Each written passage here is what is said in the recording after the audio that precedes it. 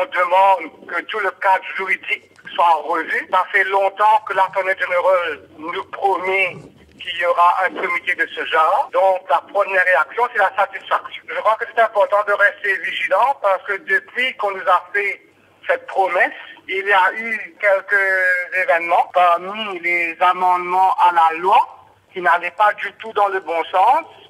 Et encore une fois, malheureusement, malgré les promesses, il n'y a pas eu de consultation pour la composition de ce comité.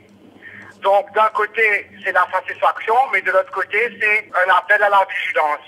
Parce que une profession légale vraiment indépendante veut nécessairement dire self-regulated profession. J'espère que ça aille dans le bon sens et qu'il y aura de vraies consultations une fois que le comité sera mis en place et commence à travailler. Le plus important dedans, c'est de dire qu'il faut revoir tout le cadre législatif, y compris le Law Practitioners Act, y compris le Mauritius Bar Association.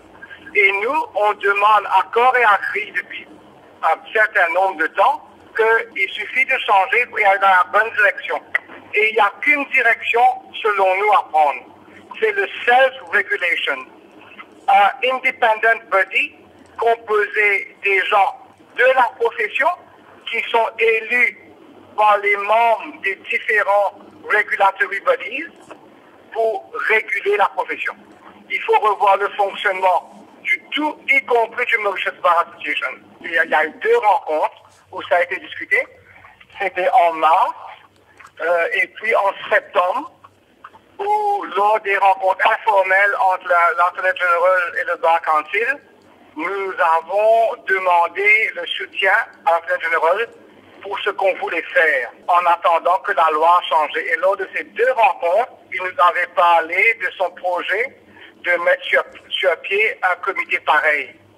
Et il nous avait donné l'assurance que le Bar Council et les autres corps du métier allaient être consultés pour la composition de ce comité. Malheureusement, il n'y a pas eu de consultation à ce niveau-là. Dès le début du mandat de ce conseil, on avait dit qu'il faut un changement de loi et qu'il faut revoir le cadre juridique dans son ensemble.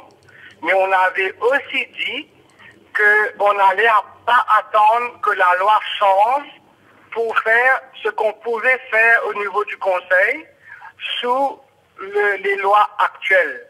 L'ironie veut qu'au cours de cette année, l'Attorney General a cru bon se dissocier de nos efforts et a même emmené un mini-changement de loi pour se dissocier de ce qu'on essayait de faire. On a malgré tout continué à pousser dans la même direction.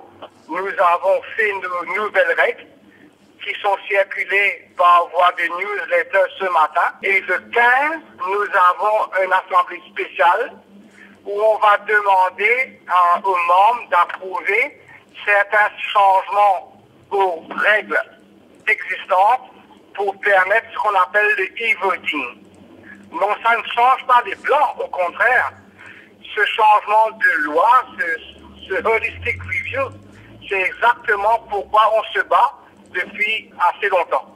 La seule différence, c'est que certains ont invoqué ce changement de loi comme une raison pour ne rien faire en attendant, et nous, on n'était pas d'accord au niveau du Bar Council. On trouvait essentiel qu'on fasse ce qu'on peut faire en attendant que la loi change.